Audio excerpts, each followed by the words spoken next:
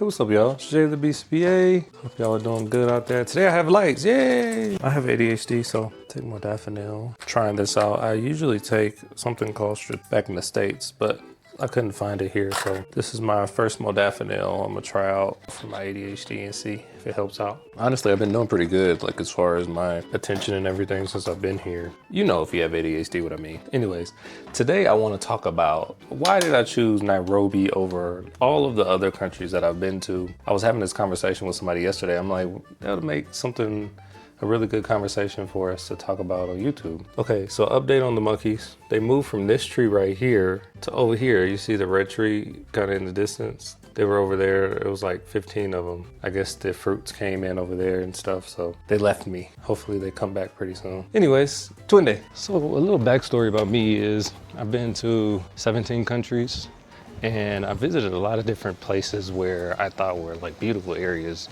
Mexico City being one of the greatest food places I've ever been to, but there's a bunch of different places I've been to where I was very impressed and I loved being there, right? So even with me being to that many places, I could go to more because I have 2 different passports. And my United States passport would get me to most places, but if that one doesn't, my other passport would get me to there, you know, relatively easy with a visa or whatever the process would be. So there's a lot of different reasons as to why I chose this. And one of them is the fact that I'm Black. So let's just get out of the way. Like, that's one of the great things about being in a country in Africa is you're gonna see a lot of Black people, mostly Black people, unless you're like in South Africa, Cape Town or something, then you'll see a lot of white people there, but still there, mostly Black people. And growing up in America, where it's a white country and most of the people that are there are white, which that's changing now. The majority of people will be the minority, which is Hispanics and Black people and things of that nature. But right now, and when I was growing up, it was mainly white people that were there, right? It's just something about seeing people that look like you all the time, seeing someone that looks just like your cousin or just like your uncle, and that is just kind of liberating. It kind of makes you feel free and makes you feel as if you can kind of walk up to anyone, have a conversation. And that's how Nairobi makes you feel, right? It makes you feel as if you could just walk up to anybody, have a conversation, go anywhere and talk to anyone. And everyone kind of looks like your auntie or your uncle. So something about being a friend with a Kenyan, which is nothing like the Americas. I've been in America for what, 30 years? I'm 32 now. So I've been there for like 30 years or so. And I have more friends in Kenya than I do in America. Why? Because the people here are just welcoming. They're genuinely friendly. Like if you make a Kenyan friend, I have one guy that he texts me like every day. He's like, do this. I'm like, yeah, you don't have to text me that every day now. I kind of know where I'm going, but he just does it because he genuinely wants me to enjoy myself at all times. And that's just how Kenyan people are. And American people are not that way, generally speaking. So the people are great. Okay, moving on to another reason is, like I was talking to you about earlier, my monkeys that I like to look at and talk to sometimes outside of my window and in my apartment. The nature aspect of things is something that is not found in the States, right? Where you could just go outside and see things that you would have to go to a zoo for in the United States. That's very refreshing.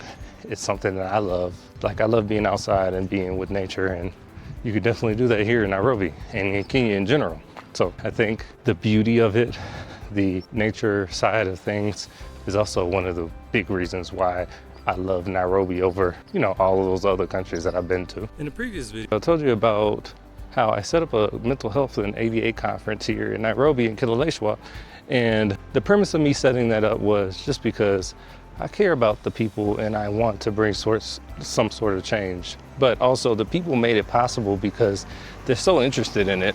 Right now I have 73 confirmed people that are coming to the conference. And this is all on me and a couple of people that are on my team, just promoting it and telling people about it. And the interest in that is so great, right?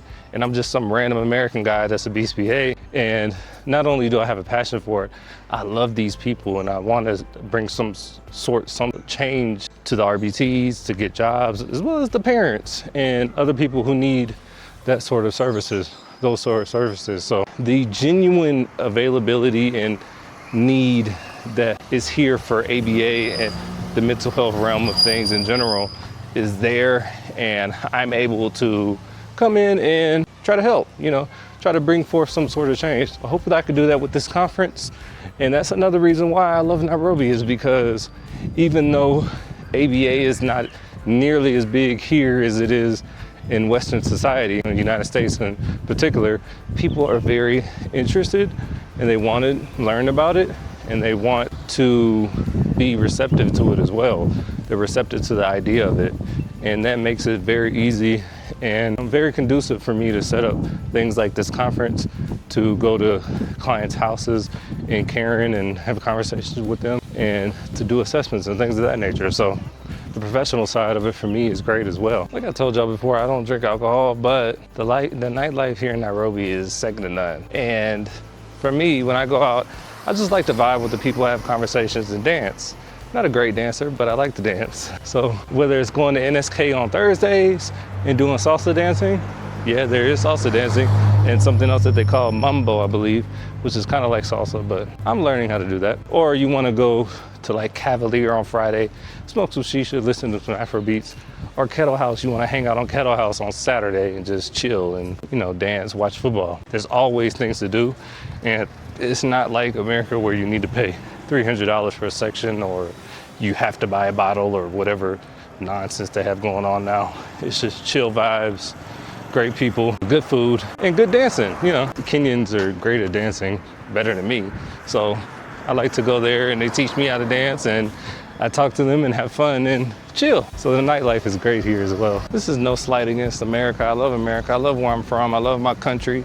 And I love the fact that I grew up there, and it afforded me a lot of different opportunities to be able to even travel to a beautiful place like this.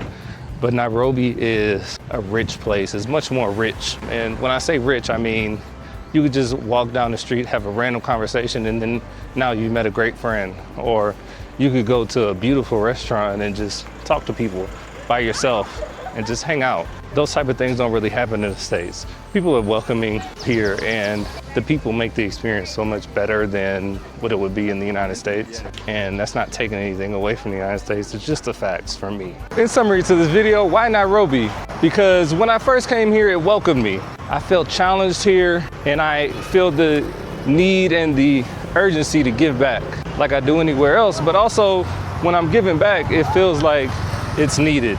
I feel like I belong. So if you ever felt the desire to go somewhere and to just travel and be somewhere, this is your sign to do it. Go out there, be brave and do it. You might find you're in Nairobi. So, it's Jay the Beast BA, I'll catch y'all later. Peace. I appreciate all the people who have reached out as well and kind of left comments and questions and concerns, and hopefully I've gotten back to everyone. Like I said, continue to reach out to me. Won't cost you anything, I don't want anything from you. All I want is to build sort of a community to where we feel like we're wanted and needed, and we can have a conversation with each other and bounce ideas off of each other. So, I'll catch y'all later.